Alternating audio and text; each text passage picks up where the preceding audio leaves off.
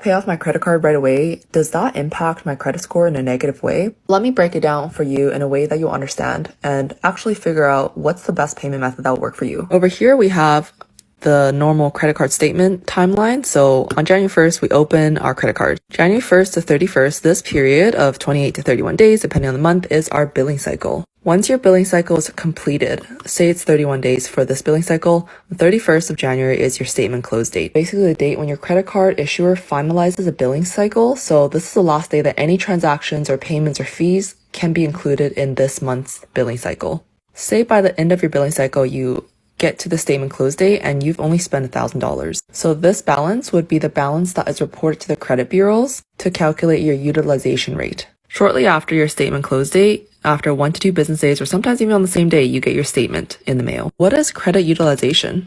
This credit utilization rate is used to calculate your credit score. This is a simple calculation. Credit utilization equals your credit card balance at the statement close date divided by the credit limit that you were allotted at the time that you opened your card. And to turn this into a percentage, we all know we just multiply that by 100.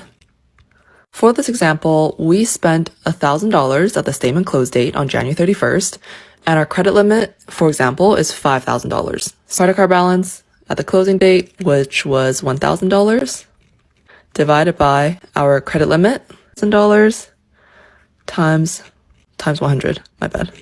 That'll give us 20%. So that's our credit utilization. It'll be 20%.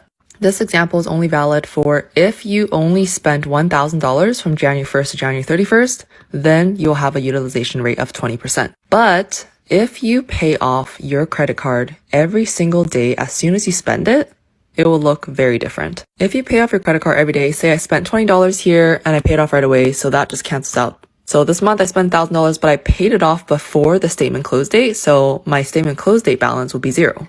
Applying the same formula, here's our calculation. Credit card balance as of the statement close date is not 1,000, but zero because you paid it all off before the statement close date. Zero divided by your credit limit of $5,000 times 100 to turn it into percentage equals 0%. Because this reported balance is 0%, some credit scoring models interpret 0% utilization rate as you're not needing or using your credit adequately. So it might not optimize your score as much as a small balance. Even though keeping your credit utilization rate at 0% does not damage or harm your credit score, it just won't optimize as much as a low percentage, such as if you kept your utilization rate at about 0 to 30%. Hope that helps. When you add your credit card in the first month that you get a credit card, please, everybody who's watching this, if this is your first credit card, do not allow that first month to be wasted on reporting a $0 utilization. Because a lot of people get their credit cards and they scared to use it, so they'll just keep it in their pocket or keep it in their wallet. When you activate that card, you typically are going to be mid-cycle, depending on how long your bank took to mail it to you. Go get some gas, go buy some chips, go do something so that you have at least 1 to 3% reporting that first time. Unethical credit hacks that you need to know. First, manufactured spending. This is when you take your credit card and buy gift cards or prepaid debit cards that have money on them already. And what you're going to do is you're going to liquidate them. You convert them into cash and you use that cash to pay off the credit balance. So you're getting the benefit of the points and the cash back on your credit card without actually having to spend anything. Now, where you might come into trouble with this is the banks and your creditors might catch on to this and they'll start charging you fees to charge. They might cancel your card. They don't really like it. It's technically not illegal, but I wouldn't recommend you do it. The second, credit card churning. So this involves you constantly getting new credit cards just so you can get the massive sign-on bonuses or the rewards, and then canceling the cards right after without actually using them. So yeah, it's not illegal, but credit issuers really hate it. And if they catch on to you doing this, they're not just going to cancel your cards, but they might blacklist you. So you can do this at your own risk. Like I said, I would not recommend you do it, but it's a hack if you're desperate. And number 3, bank account jumping. This is similar to credit card churning, but you're doing it with bank accounts. So you're taking advantage of the banks or the financial institutions' rewards for signing up for a new checking or savings account. And instead of actually putting the money there, you just take the rewards and you go on to a new bank just so you can get the same rewards there. Now, you may be able to do this for a little while, but the same thing that creditors are going to find out, banks are going to find out. And they may restrict you from actually putting your money in there if they suspect you doing this. And that being said, I would never recommend that you actually do this. I don't tell my clients to do this. I think you should build credit the original, traditional way, which is get a $300 prepaid credit card that you use every month and you pay it off every month so you can start establishing solid credit and reliable credit. And that's really all I would say is recommended for that. Tell me what you think in the comments. I'm interested to see what you think. Couldn't get nothing but the fuck about them people face with my 400 credit score, cousin. So let me tell you what I did to get from the 400s to the 8s so that you can do it too, okay? First, understand that there are laws out here to protect you, okay? If you're not using your rights, cousin, you're doing this shit all wrong. And that's why you're getting them accounts verified. Then I need you to pull your credit report. I prefer my score IQ because it gives you your FICO score across all 3 credit reporting agencies, and it also gives you your side-by-side credit reports, and that makes it easy for you to highlight them discrepancies. We'll talk about that later, okay? And don't be scared to pull your credit report. I know some of y'all know that it's a shit show on there, but that's okay. We finna stop the bleeding, okay? Remember how I said we gonna use our rights? So I want y'all to look this up in the Cornell Law Book, okay? Or plug it into ChatGPT.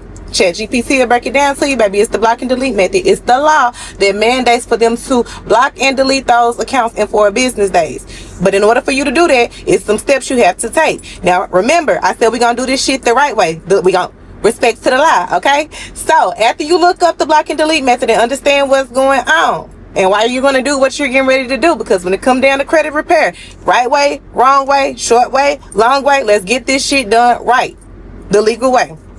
Okay, so then I want you to go to the FCC website, and I want y'all to file that complaint. Because you didn't look up what the 15 USC 1681 C-2, we understand what's going on and why we are filing that complaint, right? If y'all don't understand, y'all need help, drop help me in the comments. I got y'all. So after you file, or if you need me to help you walk you through that complaint, drop help me in the comments. I got you. So after you file that complaint, right? You're going to download that PDF. You're going to take it over to the CFPB. You guys, you don't even have to go to the post office anymore for this. You don't have to send up anything certified or pay for any postage. All you have to do is file your complaints through the CFPB portal. They're going to act as your communication portal. They also run Equifax, TransUnion, and Experian. They're the only credit bureaus in America. We talked about this earlier, right? So then after you submit your complaint through the CFPB, if you need help with that, drop help me in the comments. I got you. If you need a step-by-step on the CFPB website, I got you. Drop help me. I'm going to help you, okay? Because I need y'all to get this shit done.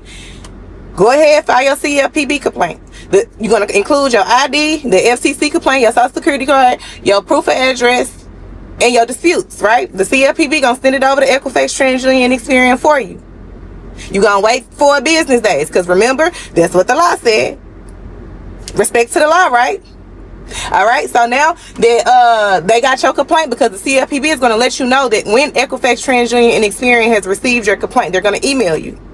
Once you receive that email from the CFPB, then legally Equifax, TransUnion, and Experian have 4 business days to block and delete those accounts of their asses grass. Use your rights and get it done the right way, okay? This is the average cost of a bachelor's degree per the 2023 NCES data. And I am writing it backwards, so it's going to look a little wonky, but just bear with me. Okay? In the US, this is the average cost of a bachelor's degree. A bachelor's degree, okay? Now, the unfortunate thing for all of us is that a bachelor's degree doesn't actually, this is a 4-year cost, okay? So the actual average cost, because most people take 5.5 years to graduate, not 4, the actual cost is what I'm about to show you here. And this is the reason, this is what I want people to know, because if you guys knew this, and if you kept this in mind when you were thinking about the educational spend you're going to have for your children, especially when there's absolutely no job guarantee, and one in 4 college graduates are making $32K 10 years out of college. That's mid-career. And then master's degrees are also having negative ROI for like 45% of the people that buy them, which is not really surprising. But I'm just talking about bachelor's degrees right now. So the average cost of a bachelor's degree is $104,000 over 4 years, but most graduates, 60% of college graduates, take 5.5 years, not 4. So they are going to pay $156,000. If you had $156,000 of educational spend right now for your children, is this what would you choose to spend this on a bachelor's degree right now? Because I would not. You know why? Because this is flight school. They will get them a pilot's license. This is flight school. This is, you know what this looks like to me? $156,000 looks like to me. That looks like martial arts training. That looks like a language. That looks like CAD. That looks like a coding boot camp. You can get the top of the line technical boot camp in the country that will teach your kids how to do so many things that are just useful in any type of job, employable in any type of job. And the most expensive one I can think of costs $30K, which is going to be 1 year of what you would spend for a bachelor's degree. And this is why the biggest thing we need to do is break our frame of thinking about educational spend. So college is not education. College is an educational product. College is an inferior educational product in most cases, because we live in the internet age. And anybody who can't see that is lacking critical thinking, which is so funny because they're going to tell you that college teaches that, but don't worry, it doesn't. The CLA is a collegiate learning assessment. Colleges failed it, designed it for themselves to show that they teach critical thinking, and failed it at a 45% rate. The median college graduate, according to Pew Research, reads 7 books a year. 7. It is not hard for you to purchase with $156,000 language skills, critical thinking skills, soft public speaking skills. They can go to Toastmasters and learn public speaking, as I'm about to do. And then an actual hard skill. Like your child for $156,000 within 2 years can learn a language, learn to code, learn an art. They can learn pottery, dancing, music, drawing, anything, literally anything, for $156,000. And some of you are so caught up on the fact that it's a degree that you can't see that it's not education. It is a totally different, it's an educational product all by itself, and it's not worth what they are charging you for it. It's not going to get them what they are charging you for it. It's not even going to get them a job at this point. In fact, there's a lot to say that college degrees are actively keeping people from getting jobs. It's so funny too. I'm going to talk about this shortly, but I just saw a Georgetown study, which is so funny because Georgetown is also the author of the $1 Million Earnings Myth study that was in 2012, that's based into the past on the value of a college degree. It doesn't take into account progressive income taxes, the fact that all the college graduates they were serving are in the past when there was 7.4% of the population having college degrees because they started going to college in 1965. And it doesn't take into account, it doesn't even separate out for bachelor's degree versus advanced degrees in order to get legal licensure, like a medical license. So they see no difference. In that study where they tell you that you're going to make $1 million more a year, what they're actually telling you is that when they roll you up with surgeons, then the average earnings are $1 million more a year. They're also not taking into account that most people that colleges accept come from 2-parent homes in the top 50% of income distribution. Do you think that maybe those kids have a better chance at earning higher because of their background, because of the 18 years prior to them buying a college degree? Because I do. I think that. And I think that for those of us that did not come from that, I think that there is very little likelihood that spending $156,000 for a bachelor's degree that doesn't guarantee a job is going to fix that. Strategic learning will though. And if you figure out what you need to make, if you figure out what your child needs to make, what type of schedule they want, what kind of work they want that's going to help them, you can research your local area, find grants, find apprenticeship programs, find on-the-job training. And I'm not just talking about the trades. This is also true of software development. There are Fortune 50 companies right now. All of them have these programs. This is Accenture, IBM, Tesla, Twitch. They even have, Even the airlines have them now. United has a Elevate Academy. Look into these things. I'm telling you right now, for $156,000 that you're about to spend on that bachelor's degree, spend it on literally anything else. Literally any other educational spend. Go find somebody in your local area that teaches Russian or Spanish or Italian or Japanese or Chinese, literally anything. Go get your kid a language. That's more useful than them spending $156,000 on a bachelor's degree that is not going to guarantee them employment. So anyway, this is a rant, but I feel like this is really important, and I wanted parents to know this because you're about to spend that, whether you realize it or not, because you never know the true cost of college until you've actually paid for all of it. You're about to spend so much money, 6 figures you're about to spend on your child's on these educational products. If you could open your mind and think about more strategically the type of work they're going to do, the type of work that's going to help them get where they want in life, what would you spend your money on? Where would you put that educational spend? Where would you put it that would help them get further ahead instead of further into debt? What would you do? I've been giving it a lot of thought, and I have to say, honestly, I'm not going to encourage my kids to go to college. Are you? I just don't think it's worth it. I went to college for 6 years. I'm a pharmacist, so technically for me, I guess on paper it was worth it because I have a good paying job, but I also have a lot of student loan debt that I'm still paying off. And I was lucky. My education cost $250,000. And my parents were able to pay for half of that. So I got really lucky. When I graduated, I had $125,000 in student loans that I had to pay back. I have classmates who had to put the entire education on loans. I can't even fathom how they're doing, honestly. I remember when I got my first student loan check or student loan bill in the mail. I had been out of pharmacy school 6 months or something, I think is when it started. It was $1,500 a month. $1,500 a month just for student loans. I still needed a place to live and a car to drive and food to eat, right? So I ended up financing it for a longer term. I think that was a 10 or 20 year repayment. I don't know what it was, but I ended up lengthening the term to get the payments down so I could actually afford to live. And I'm still paying them off. And I've been out of pharmacy school for 13 years. And I'm stuck. I'm working a job that honestly, most days I loathe. I feel like I've sold myself to the devil every day at work. I don't really agree with a lot of the policies. I don't agree with a lot of modern medicine.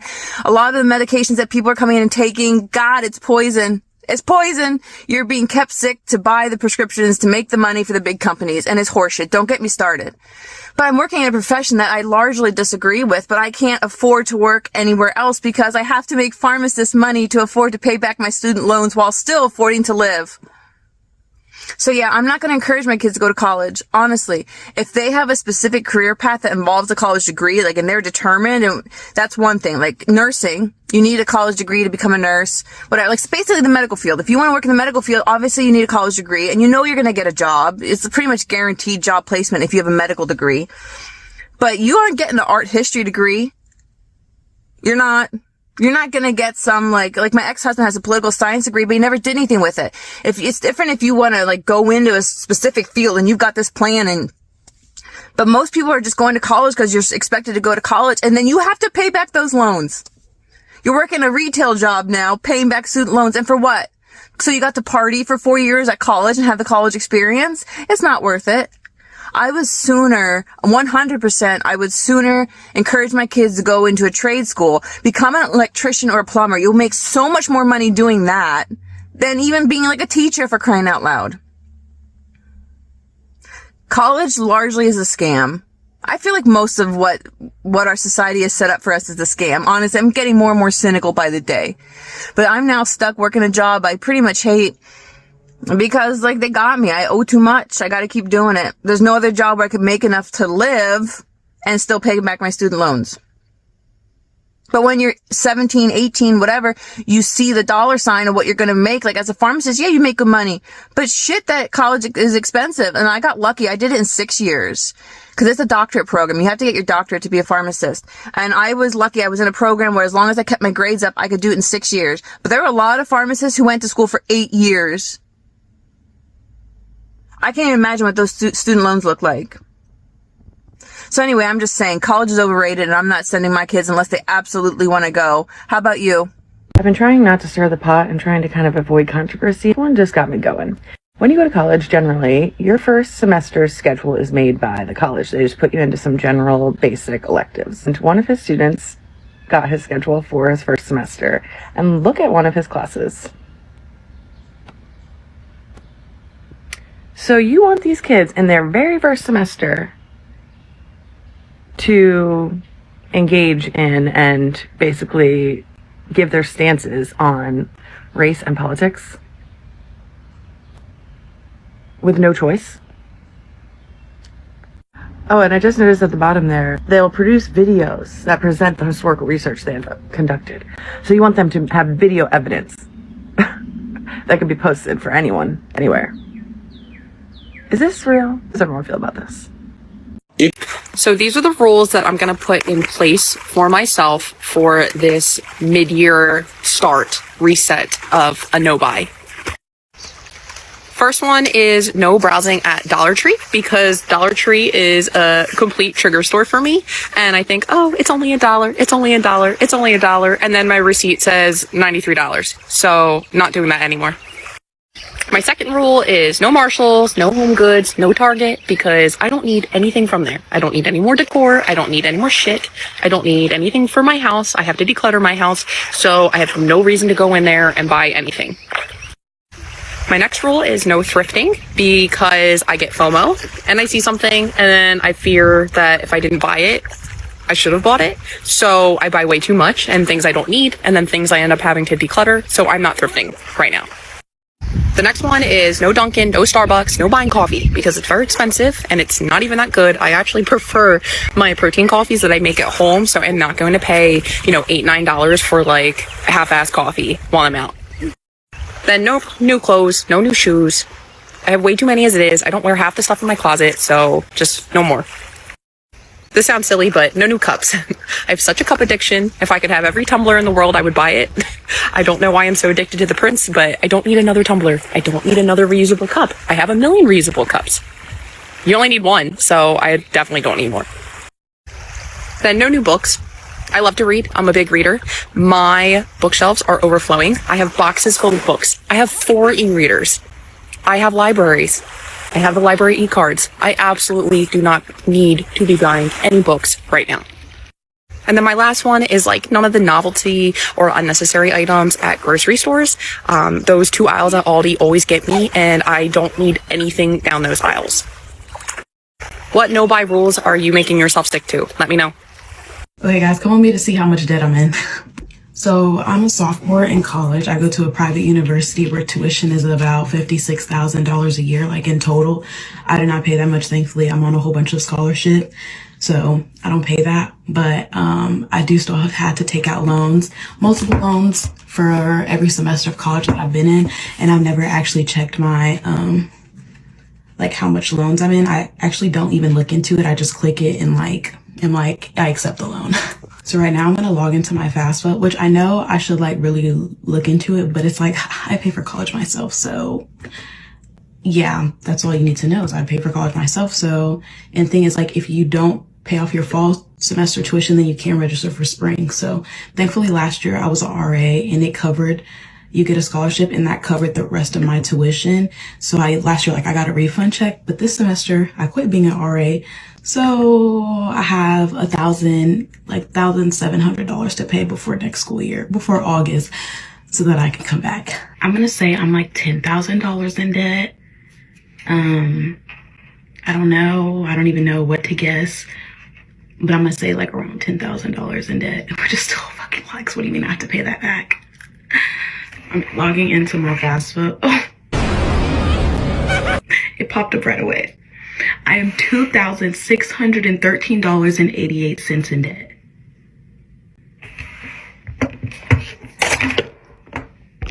Okay, then that just explains how I feel right now. Who's paying that? Not I. So it's $20,000 in principal, but I have $613.88 in interest. But I don't have to start paying until I graduate. It says next payment is on 11/20/2027. Okay, and it shows all the loans I've taken out. So since being in college, I've taken out 6 loans. My lowest one being $2,058. No, I cannot read numbers. $2,058.97. My highest one being $4,500. Let me process this. So if I'm calculating right, when I graduate undergrad, I will be in about $45,000 in debt. A little over, yeah, around, no, like $42,000 in debt that I have to pay back. That's coming out of my bank account. It's not happening. It's not happening. Yeah, so $20,000, 613. I can't read numbers. $20,613.88 in fucking debt. Thanks for coming with me. I'm gonna go cry myself to sleep. I did my May expenses because I got paid today, and I realized that I have officially hit $30,000 in credit card debt, and that is insane and unacceptable. And so I did a deep dive to find out how I actually got worse and worse into debt when this is something I've been focusing on for 6 months. Before you come for me, this comes from a completely separate bank account. I had no idea. Like, I would tell myself, okay, I'm not going to spend, and then very easily fall back into a poor spending habit. Whatever I want, I buy it. I also make money on TikTok Shop, and so I was rationalizing in my head every time I wanted something on TikTok Shop that I could sell it on here. I make about $1,000 a month on TikTok Shop, and I'm spending about $1,000 a month on TikTok Shop, which is insane. I also buy from boutiques, and I drop $100 here and there and here and there without thought. June is going to be a no spend month for me, and I'm really excited to see how hard it is, but I really want to do this. Having a family of 7 and trying to feed everyone and keep everyone happy and build the garden that you started last year that is actually way more expensive than you ever thought is really freaking hard. I just went to Walmart hoping to spend no more than $40, ended up spending $50.40. Now, because I don't spend my change, you round that up to $51. I'm left with $5 literal dollars. Actual $5 literal dollars for the next 8 days until I get paid. Yeah. Neither my husband, usually my husband could help a little bit, but we're both really strapped right now. So here's to stretching the food in the house for the next 8 days and trying to make sure everyone gets enough protein and everyone gets the vegetable and everyone's happy and everyone eats their food. And this is not what I thought was going to be my year. Literally the worst mindset to have when you're in debt is simply ignoring it. I recently paid off over $35K in debt within the last 2 years, and the only reason that I had that debt for so long, which was about 5 years, is because I simply pretended it wasn't there. It was always like a gray cloud hanging over my head waiting to rain on my parade. Finally, I just decided to pay it off because the interest was becoming way too much, and I actually ended up paying double what I originally owed, which was so annoying. So if you're in debt right now, just make sure that, you take a breather, understand that, this is your fault, take full accountability, make a plan, and get to it. Might have had the lowest credit score you've ever heard. What? It was a 320. Yeah. That's definitely... How? What did you have? What was your debt? So it turns out that as early as, I believe, 2007, my mom had opened credit cards under my name and defaulted on them. And there was tens of thousands of dollars of debt under my name. Are they in collections right now? Nope. Good. Yeah. What happened? How'd you do that? A few things. First off, I reported the identity theft to identitytheft.gov, and that helped. And then I worked with a credit repair company that actually did their job. Mm-hmm. They went through and they disputed everything. And now there are only 2 things left on there that have already gone past the, Has it been 7 years? Yep.